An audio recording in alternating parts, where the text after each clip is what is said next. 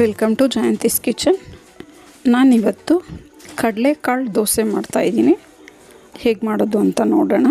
ನಾನೀಗ 1 ಲೋಟ ಅಕ್ಕಿ, 1/2 ಲೋಟದಷ್ಟು ಕಡಲೆಕಾಳನ್ನ ರಾತ್ರಿಯೇ ನೆನೆಸಿಟ್ಕೊಂಡಿದ್ದೀನಿ.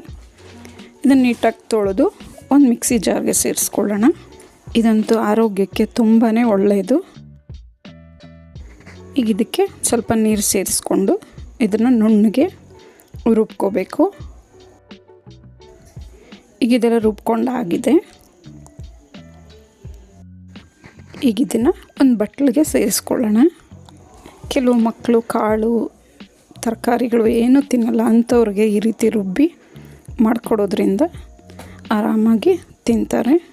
ಮತ್ತು ರುಚಿಗೆ ತಕ್ಕಷ್ಟು ಉಪ್ಪು ಸೇರಿಸ್ಕೊಳ್ಳೋಣ. ಇದನ್ನು ನೀಟಾಗಿ ತಿರುವಿ ಒಂದು ಅರ್ಧ ಗಂಟೆ ನೆನೆಯಕ್ಕೆ ಬಿಟ್ಬಿಡಬೇಕು. ಆಗ ದೋಸೆ ತುಂಬಾ ಚೆನ್ನಾಗಿ